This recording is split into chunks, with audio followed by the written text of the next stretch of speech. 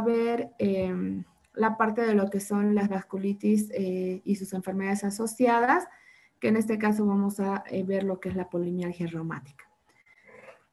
Está cargando, yo enseguida ya estoy compartiendo pantalla, pero está muy lento.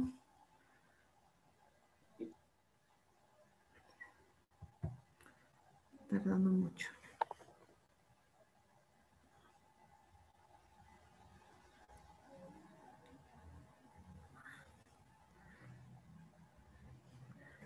Seguramente ha sido por la lluvia, no sé, mi internet está súper lento.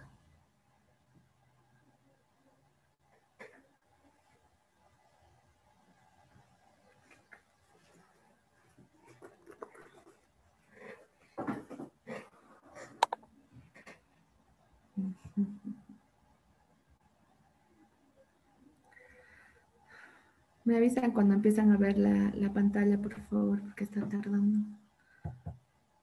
No sé por qué, no se pueden compartir. A ver.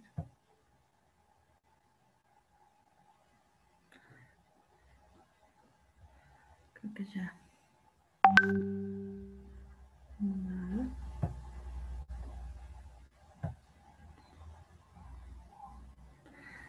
No.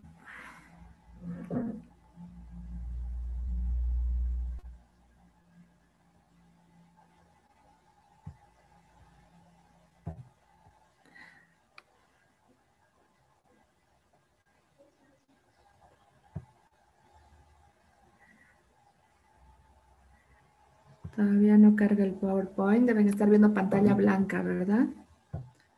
No me carga. A ver.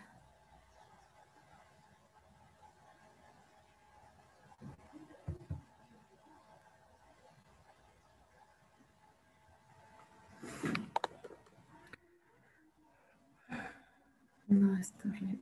A ver.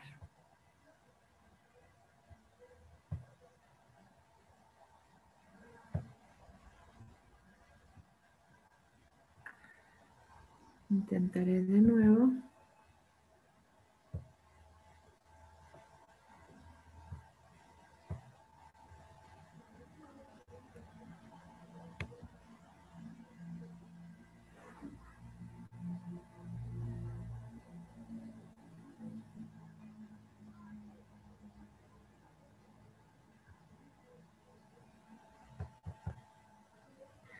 Ay, chicos, está súper lenta, no me abre.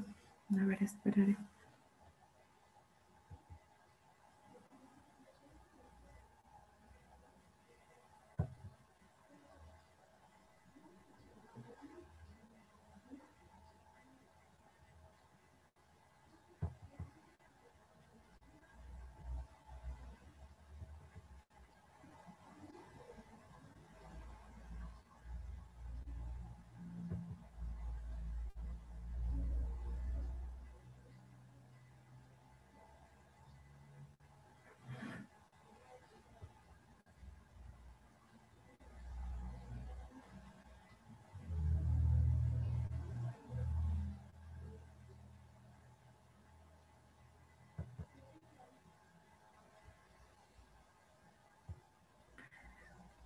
No abre, chicos, no sé qué está pasando.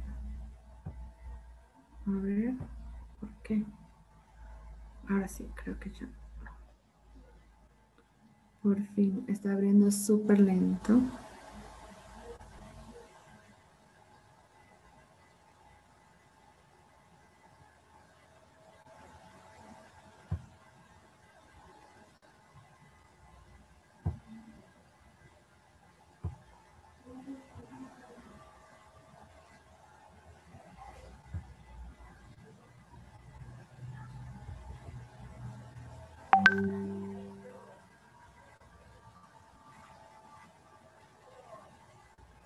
Ahora sí, creo que ya, por fin. Como les digo, está re lento. Ahora sí, por fin abrió.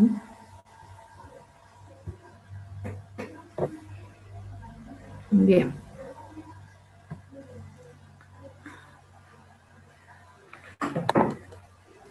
Ahora esperar otra hora que abra la pantalla completa. A ver.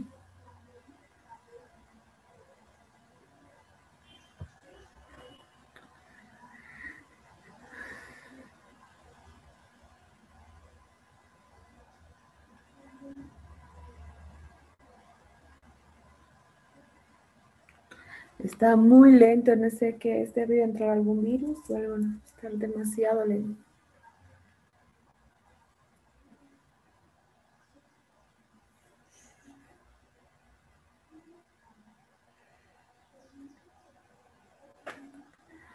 Bien, por fin.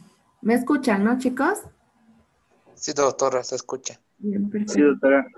Bien, vamos a hablar de lo que son las vasculitis y las enfermedades relacionadas. Y el tema de vasculitis, la verdad, es bastante extenso. He tratado de resumir en lo mínimo posible.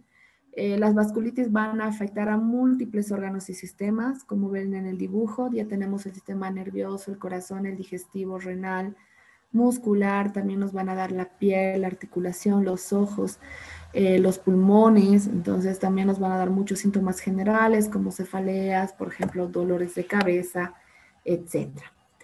Las vasculitis son un proceso inflamatorio que va dirigido contra los vasos sanguíneos, que va a resultar de la destrucción de lo que es la pared del vaso, y esto nos va a provocar eventos ya sean hemorrágicos, isquémicos o en algunos casos infartos, según el tamaño del vaso que pueda estar afectado. Y así que vamos a dividirlo en dos síndromes grandes, que es la clasificación en síndromes primarios y síndromes secundarios. ¿A qué me refiero con primarios? Primarios son las vasculitis propiamente dichas, quiere decir que tienen su causa inmunológica, donde también actúa la inmunidad celular, etcétera. Tenemos por inmunocomplejos, por ANCAS, por linfocitos T, donde están las vasculitis de pequeños vasos, de medianos vasos y de grandes vasos, y las secundarias que se refieren a secundarias, por ejemplo, a drogas que pueden estar induciendo el cuadro de vasculitis, o secundarios asociadas a otras enfermedades primarias, que el paciente ya tenga, por ejemplo, HIV, que tenga hepatitis B, hepatitis C, que tenga artritis, lupus, que pueda desencadenar una vasculitis. Entonces lo vamos a clasificar en esas dos formas.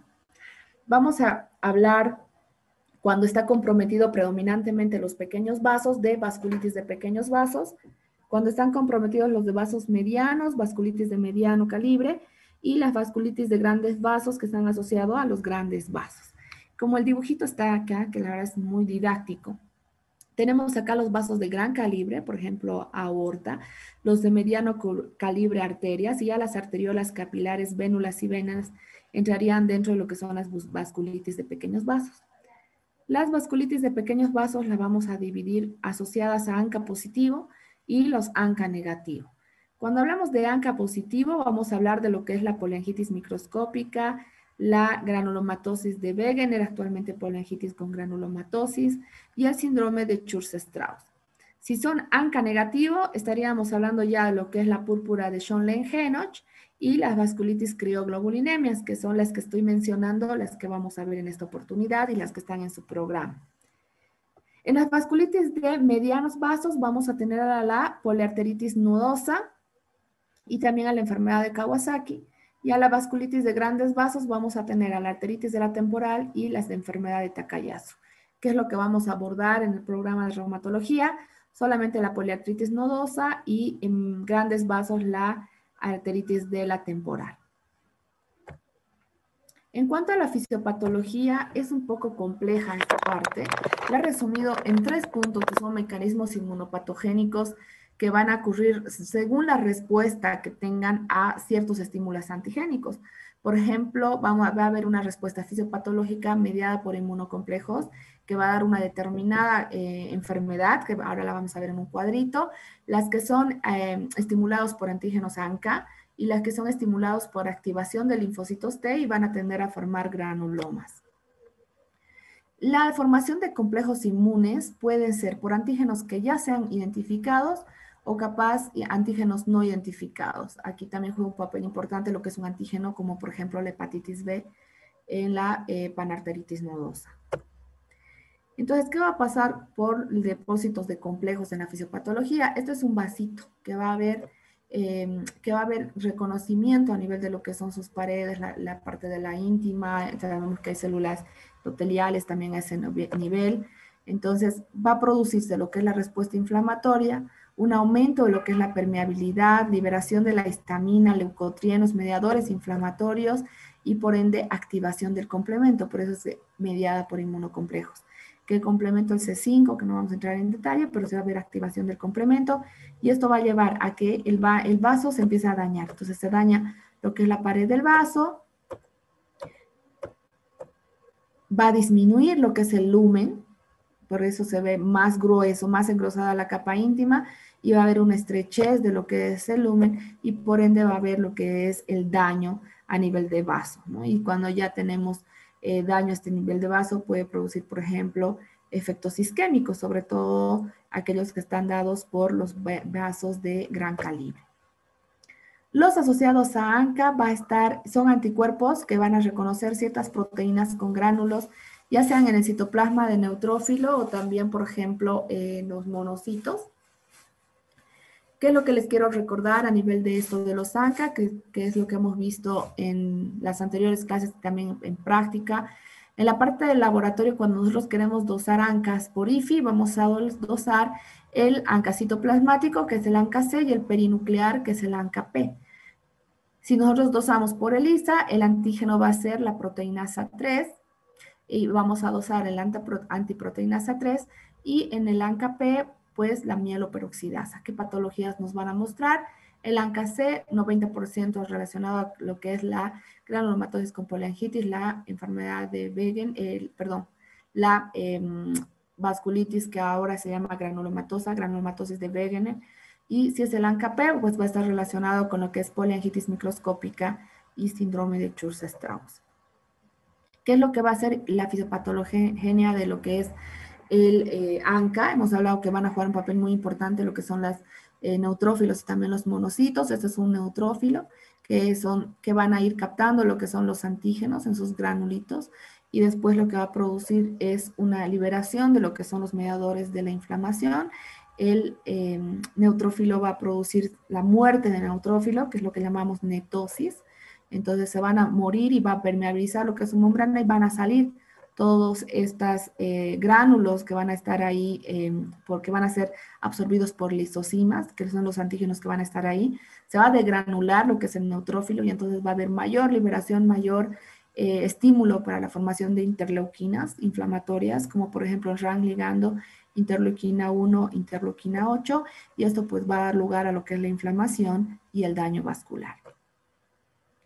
Es importante saber que títulos de anticuerpos que nosotros encontremos dosados en sangre no van a tener relación con la enfermedad. ¿A qué me refiero? Que si nosotros tenemos, digamos, un título de ANCA de 100 y tenemos otro ANCA de 20, o sea, el paciente puede estar igual con mucha actividad, pero sus títulos no van a ir relacionados a lo que es su correlación clínica. Lo ideal, lo importante es saber que tiene una vasculitis. ¿Cuáles son los ANCAs que van a estar encontrados con frecuencia en lo que es una vasculitis? Les voy a dar solo los tips, digamos, lo que me gustaría que sí lo tengan grabado, porque en medicina, al igual que en reumatología, 2 más 2 no es 4. Entonces vemos que es el ANCA-C, va a estar más relacionado a lo que es la granulomatosis de Wegener, el ANCA-P a una poliangitis microscópica, y el Church-Strauss relacionado más también al ANCA-P. Un 20% de los casos, muy poquito, de la granulomatosis de Wegener puede tener alguna relación también con lo que es el ANCA-P. Y la fisiopatología, cuando actúa la respuesta de los linfocitos y la formación de granulomas, va a ser una inmunidad celular porque va a jugar un papel muy importante, como que está en el dibujito, por ejemplo, la célula dendrítica, célula presentadora de antígenos se podría decir especializada, y también van a jugar un papel importante lo que son las células endoteliales. Entonces, para verlo mejor, ¿qué es lo que va a pasar? Esto es un vaso normal, donde tenemos nosotros la íntima, la capa elástica, tenemos la luz del vaso, que es una luz normal. Entonces la célula presentadora de antígeno pues va a presentar a lo que es el antígeno, a lo que son los linfocitos T. Este va a liberar interleuquinas, entre ellas interferón gamma, interleuquina 2, también los macrófagos que van a ir fagocitando lo que son los antígenos y van a estimular la formación de interleuquina 1, interleuquina 6, interferón alfa. En realidad todos son mediadores inflamatorios. Esto va a ocurrir a nivel de la media, la adventicia y la íntima va a engrosar. Entonces va a engrosar bastante, va a ser estimulado lo que es el endotelio vascular y entonces va a pasar que la luz del vaso, miren aquí está el vaso anormal, secundario a toda esta formación de proceso inflamatorio, y va a haber una reducción de la luz y del lumen del vaso. Es así que se va a producir la vasculitis. Y según este mecanismo de daño que acabamos de ver, hemos dicho que van a ser diferentes patologías asociadas. Por ejemplo, la que va a estar asociada a la formación de depósitos de inmunocomplejos es la púrpura de Sherlock-Honeck, la vasculitis, por ejemplo, la crioglobulinemia mixta y la poliarteritis nodosa, dentro de las que vamos a estudiar. En ANCA, relacionados a ANCA, la granulomatosis de Wegener, el síndrome de Church-Strauss y la poliangitis microscópica, y la fisiopatología del mecanismo de daño vascular por respuesta de linfocitos T y formación de granulomas, Church-Strauss y la arteritis de células gigantes. Entonces, eso es prácticamente el resumen de todo lo que es la fisiopatología. Vamos a hablar de lo que es el cuadro clínico en general, porque después vamos a abordar cada una de las vasculitis en particular. En general, las vasculitis pueden producir síntomas generales como fiebre, malestar general, artritis, artralgias, lesiones cutáneas, por ejemplo, lesiones como urticaria, lesiones de púrpura, vesículas, algunas veces hemorrágicas, úlceras orales, no solo orales, sino también a veces nasales, lívido reticular, infartos o inclusive a veces gangrenas. Y este es un cuadrito muy importante. Miren qué bonito el tamaño de lo que es los capilares o los vasos de pequeño calibre, de mediano y de gran calibre.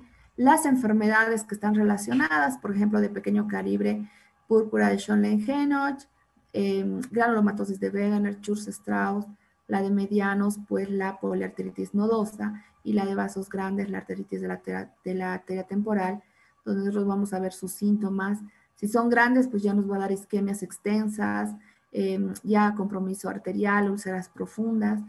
Si son de mediados vasos, vamos a ver inclusive también necrosis digital, lívidos reticulares, nódulos subcutáneos, muy característicos de la poliartritis nodosa, por eso se llaman nódulos.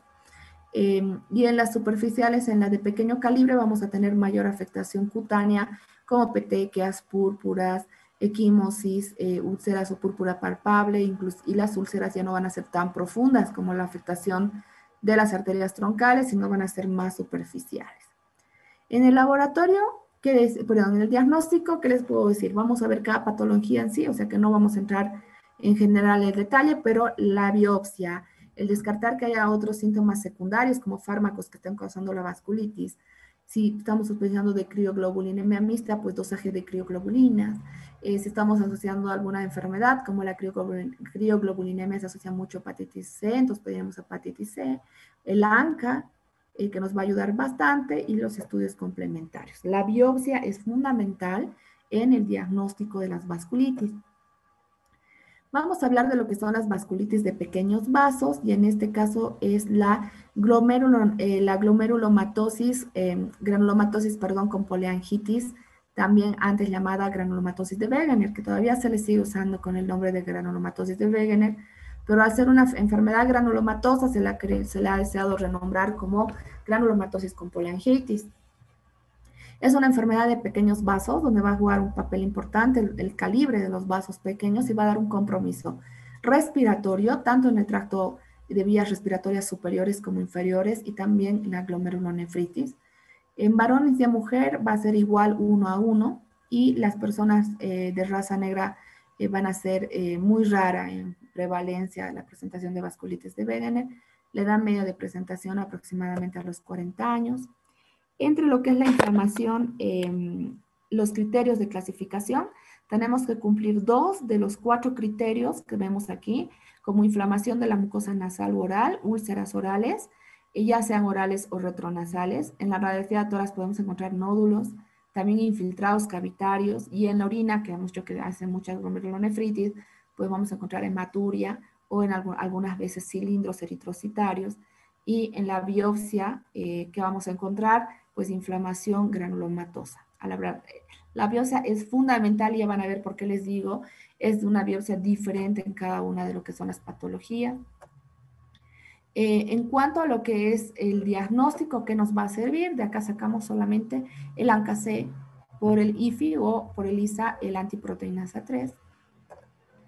Las manifestaciones clínicas del Wegener de vías respiratorias superiores, 95% de los casos, vamos a ver sinusitis, dolor paranasal, hemorragias, úlceras de la mucosa, van a ver ahorita una foto de una perforación también, no solamente perforación al tabique nasal, sino también una reabsorción de lo que es la nariz sencilla de montar, también del paladar, otitis, estenosis subglótica, y a nivel de las vías respiratorias inferiores, hemoptisis, disnea, es muy común, obstrucciones y a veces atelectasia.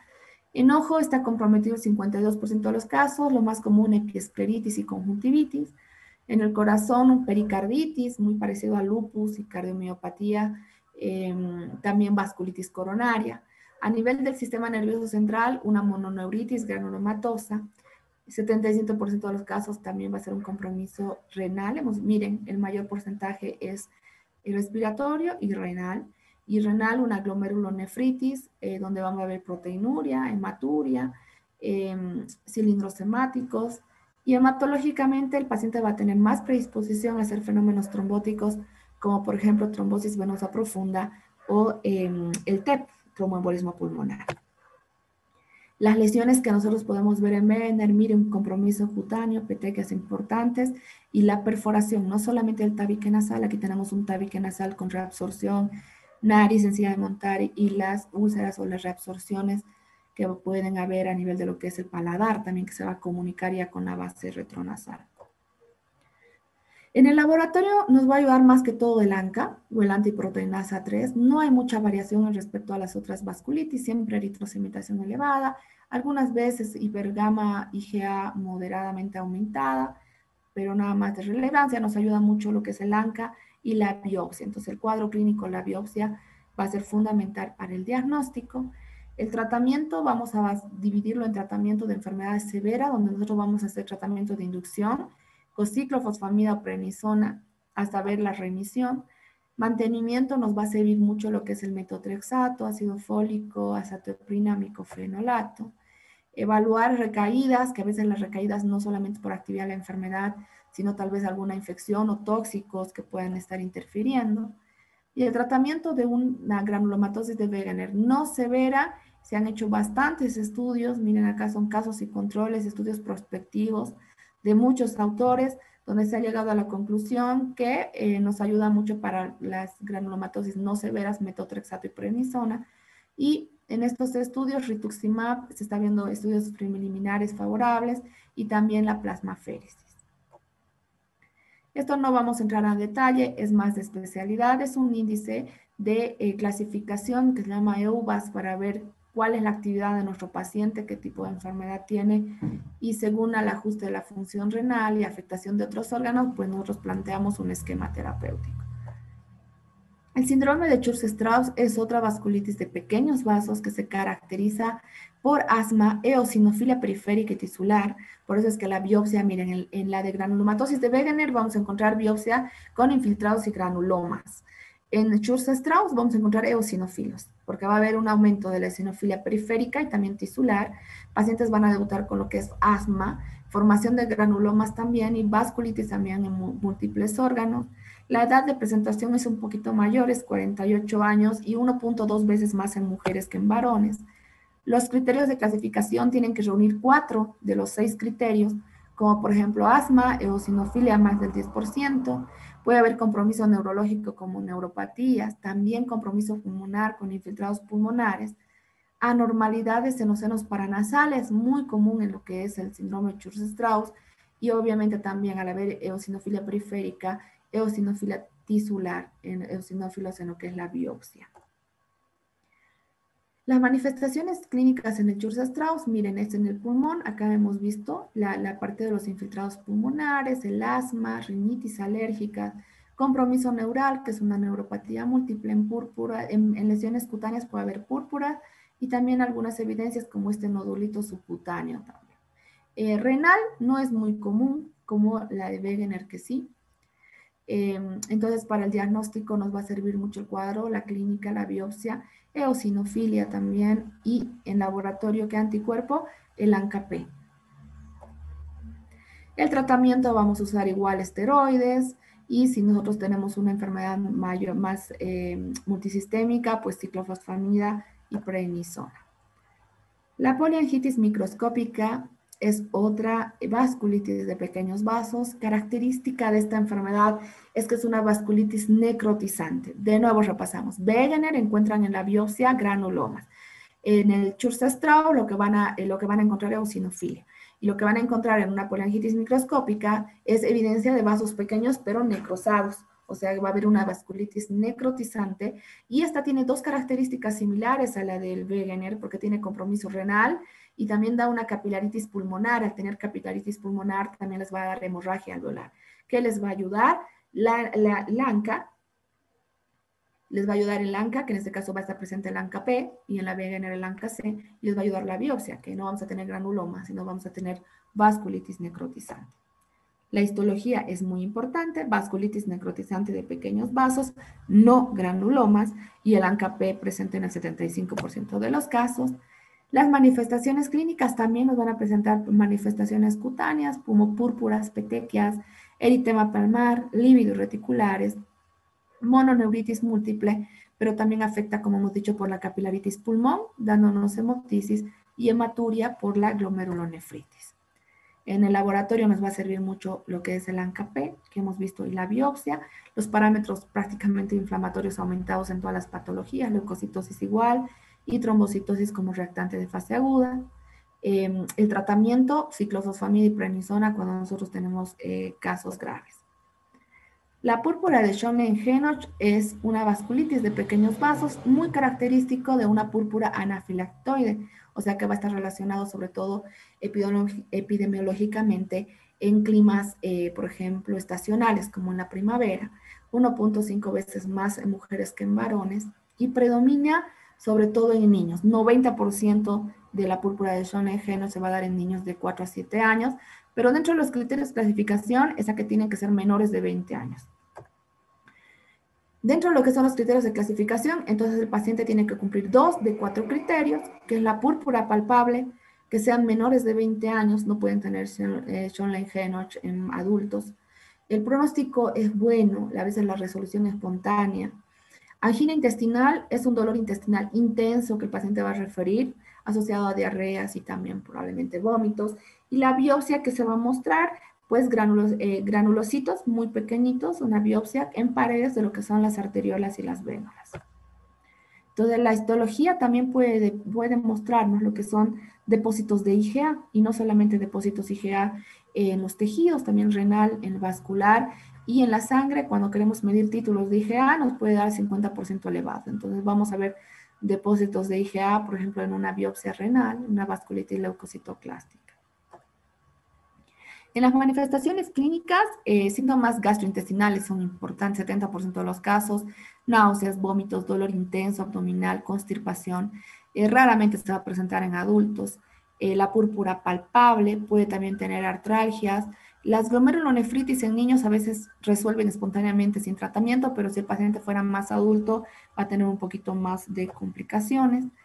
El tratamiento, el pronóstico, como les digo, es excelente. Algunos pacientes ni siquiera requieren tratamiento, pero según el caso y las lesiones que nosotros tengamos, usamos corticoides solamente a dosis alta al principio y luego vamos bajando, disminuyendo la dosis hasta esperar que la enfermedad ya no esté activa. La crioglobulinemia mixta también es característica de lo que son las vasculitis de pequeños vasos, pero aquí juega un papel importante las inmunoglobulinas, las crioglobulinas, que se podrían decir, que estas van a precipitar a bajas temperaturas y van a persistir en el suero.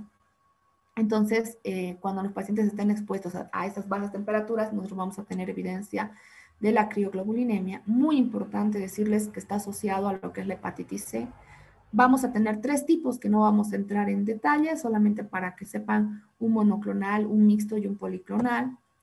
La triada clásica de lo que es la crioglobulinemia mixta es las lesiones de la púrpura, que son lesiones cutáneas, pero van a estar asociadas al frío. El paciente va a decir, cuando ha ido a climas fríos o algún episodio que haya tenido viaje, etcétera, van a ver las lesiones cutáneas. También puede estar asociada a lo que son artralgias, astenias, pueden tener lívidos reticulares, también neuropatía periférica, y el 50% de los casos puede estar asociado a lo que es glomerulonefritis.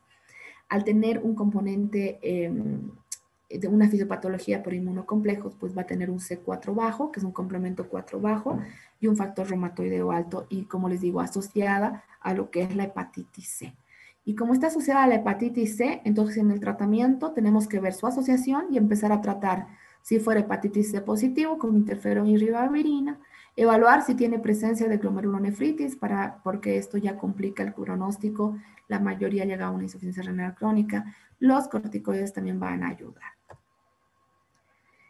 No se me preocupen que vasculitis de medianos vasos es solamente una, que vamos a ver, que es la poliarteritis nodosa, que es una enfermedad, una vasculitis sistémica de mediano calibre, que afecta tanto a varones como a mujeres en relación de 1 a 1. De todas las vasculitis, solamente el 3% de estas es una poliarteritis nodosa. Vamos a tenerlo más en jóvenes, entre 20 a 40 años. Miren las lesiones un poquito más diferentes, pero parecidas a lo que es el lívido reticulares. Las manifestaciones clínicas, los síntomas son muy inespecíficos y va a depender del vaso afectado. Entonces, la mayoría puede causar algunas veces isquemia, ser de mediano calibre.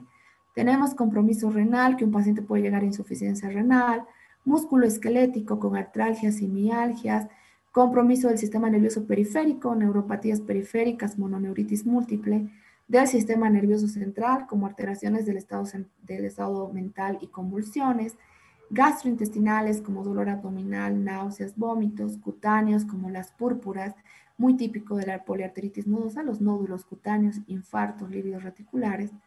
A nivel cardíaco, pericarditis y genitourinario, vamos a tener dolor en epidídimo, en testículo y capaz también en mujeres en ovarios.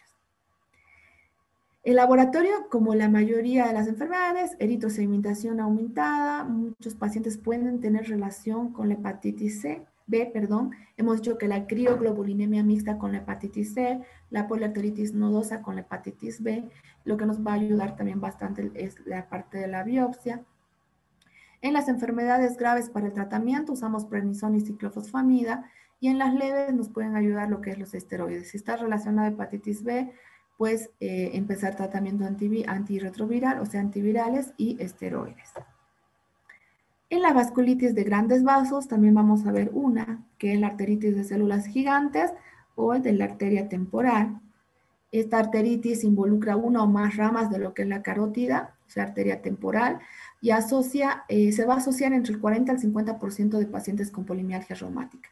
Y eso es interesante. Si los pacientes tienen polimialgia reumática, un 15% de esto se va a asociar a una arteritis de la arteria temporal. Y si nosotros tenemos la arteritis de las células gigantes o de la arteria temporal, un 40-50% de nuestros pacientes se va a asociar aparte con lo que es un cuadro de polimialgia. Esta se va a dar en pacientes mayores, generalmente más de 50 años, algunas literaturas dicen más de 60 años, más en mujeres, 2 mujeres en relación a un varón, y va a tener una asociación genética importante como es el alelo HLA-DR4. Dentro de lo que son los criterios de clasificación, vamos a tener 3 de estos 5 criterios: que sea mayor de 50 años, que tenga una cefalea de reciente inicio, que sienta disminución de lo que es el pulso de la arteria temporal al palpar, junto con lo que es el dolor, que es una característica, aumento de la eritrosedimentación, y en la biopsia compatible con vasculitis más granuloma. Entonces, ¿qué vamos a ver dentro de los síntomas importantes en la arteritis de la temporal? Una arteria temporal palpable, dolorosa, cefalea, claudicación mandibular, y si nosotros vemos y palpamos, va a haber este mismo un ecodoppler donde vemos ausencia del pulso de la arteria temporal. El paciente también va a tener síntomas oculares como diplopía, amaurosis fugaz, y muy pocos de ellos, entre 5% y a 50%, bueno, la mitad, pueden llegar a tener inclusive una ceguera. Por eso es que lo tenemos que tratar a tiempo. El diagnóstico lo vamos a hacer mediante la biopsia y el cuadro clínico, y el tratamiento va a consistir en reducir lo que son los síntomas o las complicaciones visuales, corticoides altas dosis, y aquí sí nos sirve la aspirina para evitar lo que son las complicaciones isquémicas. El síndrome de Behçet entra también dentro de lo que es la arteritis de células gigantes. No está en su pénsul, solamente les he traído una fotito, porque me parece interesante que cuando ustedes vean úlceras genitales, úlceras orales que sean a repetición asociadas a lesiones cutáneas, también piensen en un Behçet. No vamos a entrar en detalle de esto, no lo tienen a su pénsul. Y las vasculitis secundarias, hemos dicho que pueden ser las secundarias o inducidas a fármacos o secundarias a que ya tengan una enfermedad primaria. Por ejemplo, inducida por fármacos, pueden ser el alopurinol, sales de oro, sulfasalacinas, fenitoína, hidralacina, que pueden dar lesiones con urticaria, úlceras y hemorragia. Y entonces el tratamiento será evitar lo que es el fármaco. Pacientes que tengan ya una enfermedad primaria como lupus, que tengan artritis Sjögren, que tengan hepatitis B, que tengan HIV, que tengan cáncer, endocarditis, cuadros infecciosos, leucemias, pueden también dar una vasculitis secundaria. Y para terminar, hablamos de lo que es la polimialgia reumática, que es una entidad también de origen inflamatorio que va a afectar a mayores de 50 años y se va a caracterizar muy típico por lo que es el dibujito, una rigidez y dolor a nivel de lo que es la columna cervical, la cintura escapular, perdón, y la cintura pelviana. Se va a producir más en mujeres, una prevalencia de 2 mujeres cada un varón, y va a estar relacionada el 15% de estos casos con arteritis de edad temporal, sobre todo cuando el paciente tiene fiebre y fiebre alta. Entonces, en el cuadro clínico vamos a tener dolor de más o menos un mes o 2 de evolución en la parte de lo que es el cuello, en la parte de lo que es el hombro y la cintura pelviana. Y una característica muy importante es que responde excelentemente a lo que es el corticoide. Entonces, porque no tenemos clínica en polimialgia reumática, no tenemos biopsia que nos va a ayudar, solo tenemos, perdón, la clínica, no tenemos biopsia, no tenemos laboratorio específico. Solo 2 cosas que les va a ayudar. Clínica, que sea el paciente mayor a 50 años, el dolor en cintura pelviana, en cintura escapular, y la eritrosedimentación elevada, que se aumenta hasta 100 veces más de lo normal. Y a veces cuando no tenemos más datos, le empezamos corticoides a altas dosis y su paciente es increíblemente cómo responde a los 2 días con terapias y dosis alta de corticoides. Entre las manifestaciones clínicas puede asociar síntomas sistémicos, este dibujitos de cómo se siente el paciente de duro y de rígido para movilizarse. Va a estar asociada con mucha cefalea cuando está asociada sobre todo a arteritis de la temporal. El paciente puede sumar fatiga, depresión, pérdida de peso, y aquí les he puesto en letra grande. Ojo, fiebre alta, cuando un paciente tiene polimialgia, quiere decir que está asociando una vasculitis como arteritis de células gigantes, y para evitar las complicaciones oculares, pues tenemos que tratar lo antes posible. En el laboratorio, ¿qué nos va a servir? Recordarles anticuerpos, péptidos, citrulinados, anticuerpos antinucleares, todo eso van a estar normales. Puede haber una leve anemia, pero fundamentalmente lo que se caracteriza es elevación entre el 50 o más por ciento de lo que es la eritrosedimentación. El recuento leucocitario normal, y a veces puede haber una pequeña elevación de enzimas hepáticas, especialmente de la fosfatasa alcalina, pero en pacientes que están relacionando o que están asociando una arteritis o una vasculitis de células gigantes.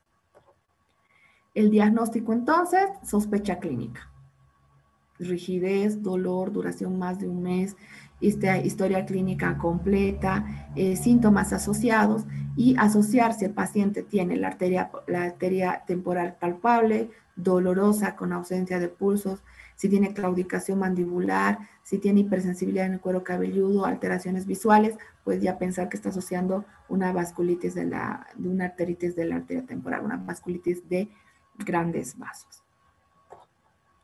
Y en el tratamiento pues corticoides nos van a ir muy bien. Se le trata de dejar un mes con corticoides, ir valorando la clínica, y posteriormente, si es que vamos bien, podemos reducir 1.5 miligramos por cada mes, y hasta llegar más o menos cada 3 meses hasta tratar de reducir completamente la dosis. Como les digo, el corticoide responde muy bien. Y con esto habríamos terminado. La verdad es que es un tema sumamente amplio, lo he tratado de resumir lo más posible. Todo lo que es este módulo, nos estarían faltando 2 clases para terminar todo lo que es el programa de reumatología.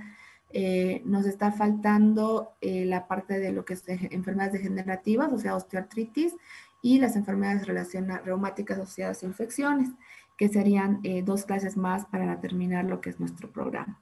No sé si ahí tuvieran alguna pregunta, chicos, alguna duda, algo que quisieran que les aclare. Todos los temas están ya en la plataforma, se han podido revisarlas. El examen va a ser el día sábado a las 8 de la mañana. Todos los temas después de lo que hemos avanzado del segundo parcial, excepto este de vasculitis no va a entrar en este parcial. Va a ser hasta lo que hemos llevado el anterior jueves. Está bien, doctora. Muchas gracias. Bien, chicos, si no hay otra pregunta, entonces me despido. Que les vaya muy bien. Revisen la plataforma y a las 8 puntuales el sábado. Chao, chicos. Hasta la Hasta próxima. luego, doctora. Chao, doctora.